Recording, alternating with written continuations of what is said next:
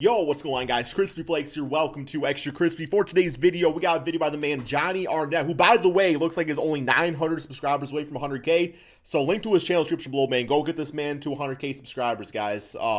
But he's got a really interesting series going on his channel titled, well, this one's 9 straight minutes of NBA facts part 1. So it looks like he has multiple parts on his channel, man. But these videos are just really cool just because, like, you always learn something because it's just, like, random stuff that you never really thought about. So, yeah, here we go. Let's get into this, man. And 9 straight minutes of NBA facts. Let's turn on knowledge mode.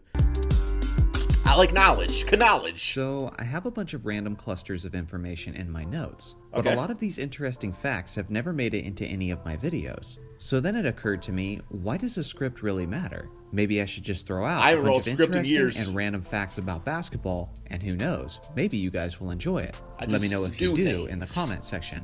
So without further ado, let's get into it. Here we go. Phil Jackson coached Michael Jordan, Scottie Pippen, Kobe Bryant, and Shaquille O'Neal. Some of the greatest players of NBA history. And Carmelo. But Phil was pretty good at getting as much as he could out of the talent he had. Not out of Carmelo. And there may be no stat that better proves this point than this one. Michael Jordan, Scottie Pippen, Kobe Bryant, and Shaquille O'Neal. With Phil Jackson as their coach, combined, they played for 33 seasons and won 20 championship That's rings. Crazy. Without Phil Jackson as their coach, those same players combined for 37 seasons and only 1 championship ring. That's crazier. Many of you have heard your dad or grandpa go on and on about how physical the game used to be, whether it be in the 70s, 80s, or 90s. But you should tell them about the 1890s. What? Because that brand of basketball makes the bad boy Pistons like rugby out there, bro. Basketball was invented in 1891, and in the early years, basketball players were adapting from playing more physical traditional sports, like rugby and American football. Rugby. There we go. Because of this, the game was extremely physical, and it also had a chaotic atmosphere. Bro, they got a damn cage around him, man. Bro, why y'all got a cage around it? With its fans. Steel mesh cages had to be constructed around the courts to keep excited spectators from interfering with play. Players would be slammed against the cages. No. Take those away and let the fans get involved, bro. I really want some home court advantage. I'm just imagining me at like a Pistons Raptors game back in like the 1890s or whatever, and Stanley Johnson gets thrown my way. Go, bro. I would not punch Stanley Johnson. I'm just joking, man. Violence is not funny. Well, it is funny in certain circumstances, but I would not punch Stanley Johnson. Sometimes cut themselves on the metal wire. This frequently resulted in basketball courts being covered in blood each night. The players were nicknamed cagers during this period of basketball history. Fortunately, everyone was pretty relieved when rope mesh nets replaced the steel cages I bet you they were. In the 1900s. The value of home court advantage has been steadily declining throughout the years. The home team is winning far less often than they used to. In the 1987-88 season, the home team won 67.9% of the time. That means the average NBA home team was playing on a level of a 55-win team. That's an incredible advantage. Throughout the 2000s, the average was around 60%, and in the last few seasons leading up to the pandemic, the home team's average win percentage is closer to 55%. You know, I have a prediction about why that is. My prediction, it probably makes no sense.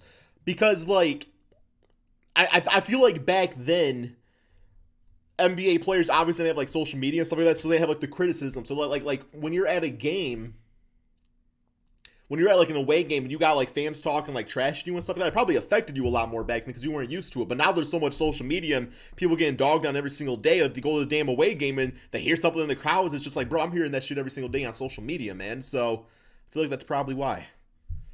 I'm going to do a study.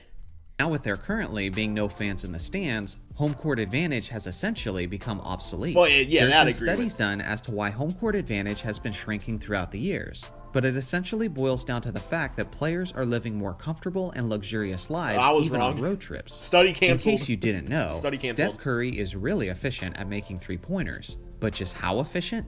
Well, James Harden could make his next 800 straight three-point shots without missing once, and he would still not be as efficient as shooting three-pointers as Steph Curry is. Ridiculous. Rasheed Wallace was a great basketball player who may get his own video at some point, but he also had a temper, and a legendary one at that.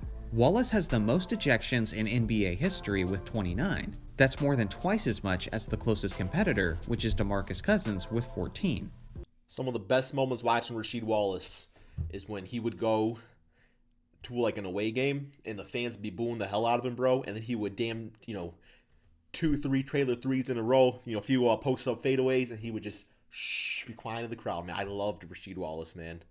Loved Rasheed Wallace. I don't love that his record's the most technicals because it did piss me off at times, but you know what? It's all good. It was like, y'all know, like in a video game, like Pac-Man or whatever, like the little bitch-ass glowing balls or whatever, and you would eat one of those, and you would essentially, like, get powered up. That's what a Rasheed Wallace technical foul was. It was a power-up. Like, yes, in the moment, it's like you don't want to use it, but in the end, it's going to help you kill more ghosts.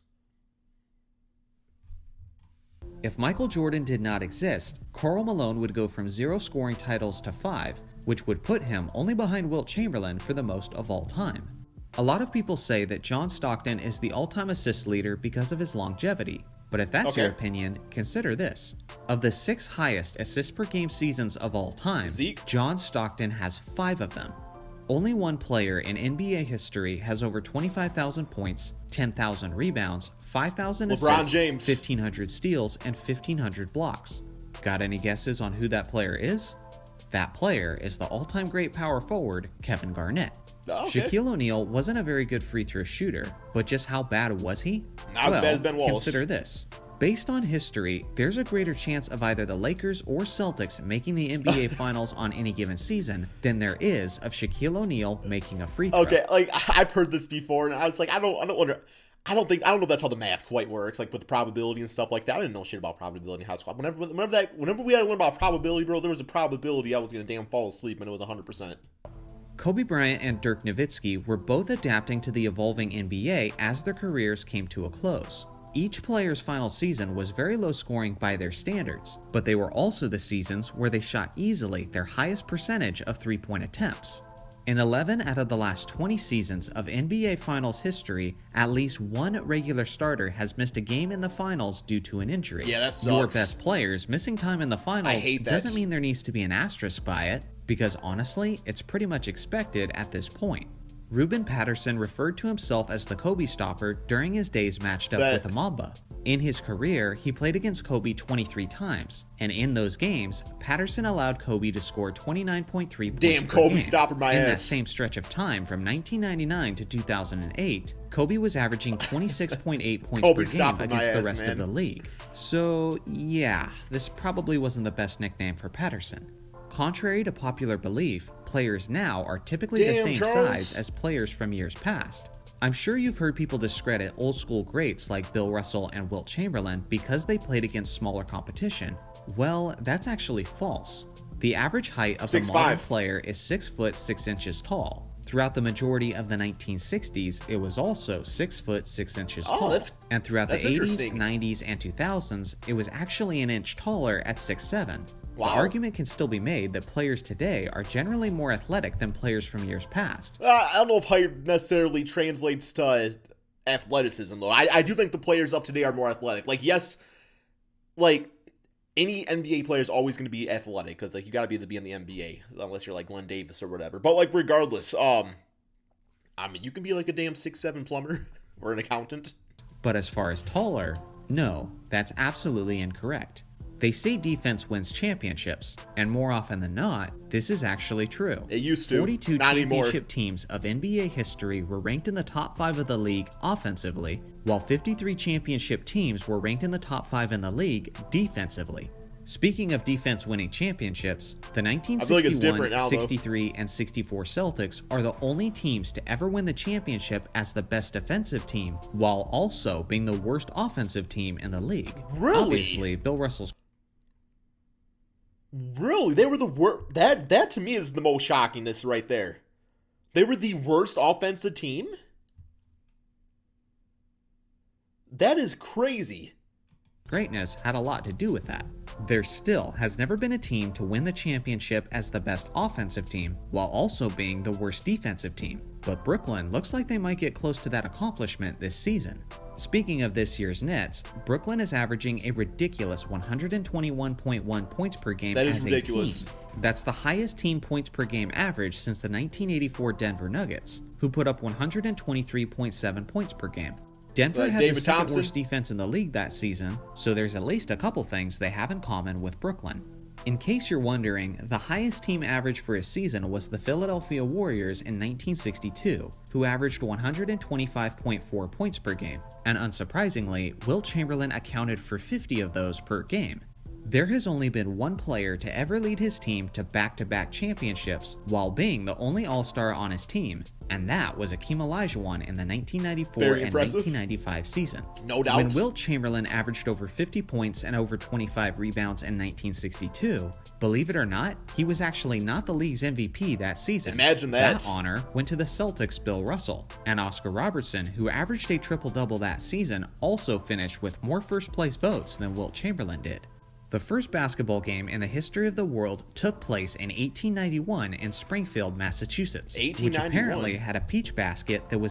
You did 1891? I thought you said in the 1890s earlier they played with the damn cages. Nailed to some railing of a gymnasium. The game lasted for 30 minutes and had an epic final score of 1-0. John Mankin was a 6'8 center who played 7 seasons in the BAA and NBA from 1946 to 1953. He played for several teams, and among them was the Boston Celtics. Now here's the thing. Mankin liked to shoot the basketball, but he wasn't very good at it. Unfortunately, he had the worst career field goal percentage of all time at 27.2%. In 1949, with the Indianapolis Jets, he averaged 10 points per game on 18.2 shots per game and only hit 24.6%. It's me at the YMCA. John Mankin was out there as a center, shooting without even a quarter worth of efficiency. This need to be a damn meme right here, guys. Like, literally, these kids say, who's going to tell him to stop shooting? And the dude's shooting nearly 20 times a game. His coach must have been pulling his hair out. Beauty humanized That's not even basketball. a good batting average, let alone a field goal percentage. Anyway, those are my random facts for this video. Let me know in the comments section which one you thought was the most interesting. I still think the Boston Celtics one is the worst in the NBA. Offense, best defense, and they won the championship. That's insane to even think about. But that's all we got. This is very interesting, man. Check out Johnny's channel, link in the description below. Thank you all so much for watching, and peace out, my friends.